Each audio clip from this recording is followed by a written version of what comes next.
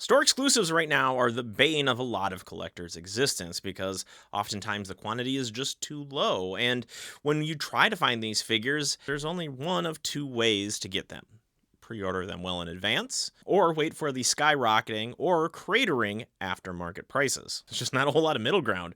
But today we're going to be talking about Beachhead and Quick Kick, their Nightforce versions that were Walmart exclusives. Let's take a look at these guys. Now, I'm no G.I. Joe lore expert. However, this feels a little bit like a strange pairing, but a welcome pairing nonetheless. So, Beachhead, one of my absolute favorite G.I. Joes. He was a toy I had as a kid. In fact, he's still sitting up there somewhere. Let's see. Let's try to find him. I don't know. He's up there somewhere. But just a really cool figure, right? He's a masked green commando that just has a lot of cool things. And now I have the version of Beachhead, not the retro one. I have the Cobra Island version. And that's what I'm basing this Beachhead on, is the very first version that we got a taste of. This is a more classic appearance, but there are some upgrades here that feel pretty good for Beachhead. Now, when you open this 2-pack, just in general, there's so many accessories. It is laden with accessories, so many weapons, bombs, suppressors, magazines, even this little satchel for Beachhead.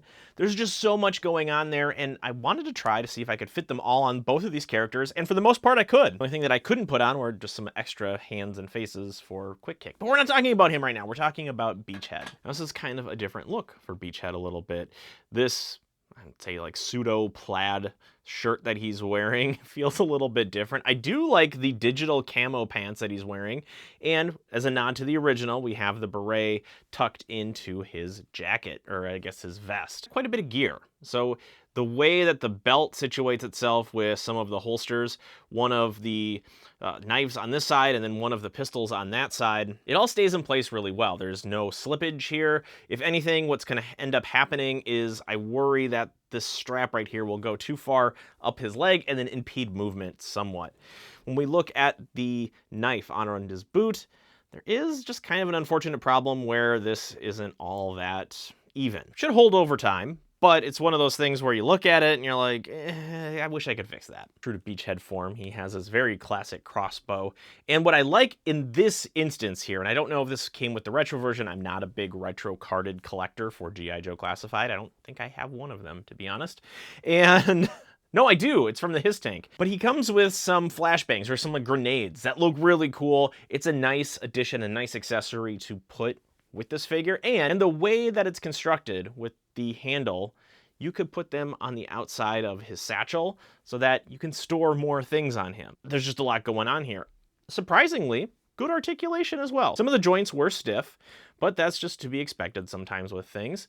And he's got some butterfly joint movement. He's got double jointed pinless knees and elbows. There's so much working in his favor. The head moves extremely well. A really good figure, even though he's somewhat a moderately armored character. But a character we've seen in G.I. Joe Classified quite a few times already. While I don't want to talk about Quick Kick too much right now, there is an element where there are some face swaps on Quick Kick that could have worked really well for Beachhead in a Nightforce context, but we just don't get those here. It's an interesting figure. It walks the line between retro and I would say a more classified modern appearance pretty well. I have no issues with it. In fact, I think it's a really good figure, but it's a figure we've seen many times before. And you can't really make him generic so that he just blends into the background. This feels like another Beachhead sitting on your shelf. Quick Kick, on the other hand, is quite a bit different. He is a much different take on Quick Kick as a character than the initial very retro-inspired release we got earlier. Some of the things they kept are a lot of the range of motion. He is a more lightly armored than Beachhead. Even with all of this gear around his waist, around his thighs, he can still do a pretty mean splits, which is something you want from a ninja karate. I mean, this is basically our Bruce Lee analog in G.I. Joe. What's also very impressive is that you can load him up with just about every single piece of equipment that he comes with, the exception being the alternate hand sculpts, as well as the alternate head sculpts, which, how would you carry that on a figure? But this is where things really work well in terms of Quick Kick. The head swap. He has two very Quick Kick looking faces, But he also has an Oni mask, which I don't think they have done this for the G.I. Joes. This has been done for the blue ninjas or the red ninjas in the Cobra line, but we haven't seen this on one of the Joes. So we can swap out his head, and we can have a character that looks very different than what Quick Kick looks like on my shelf. Makes him a more generic character, or at least looking like a different character in the G.I. Joe world. Now, what I like about this additional head sculpt, a masked head sculpt for Quick Kick, beyond the fact that it looks like a different character, it also fits the overall loadout of him extremely well, too. Now, we have this Oni mask. That makes sense that he's going to have nunchucks, that he's going to have a throwing star, that he's going to have a bunch of swords. It all fits very well thematically, while also being imposing, a little scary, and something we don't typically see on the G.I. Joe shelf, because when it comes to Joes, they're often these very good, classic heroes, and the Cobras are the ones that are a little spookier, a little creepier, and this kind of bucks the trend a little bit from a part that we've seen many times over. And when we're talking about the parts, I guess we can bring up Beachhead too. There's a lot of different color elements that go here, and together they match color elements. But when we bring in other Nightforce characters, you can see that there is crossover as well.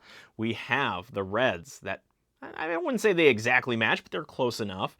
We have the blacks. We have the very dark, cover of night, Nightforce loadouts that have these characters ready to do some reconnaissance undercover missions. We've seen a subtle change throughout the Nightforce sub-team as well, because early days we had things like Big Ben as well as Wolf Spider.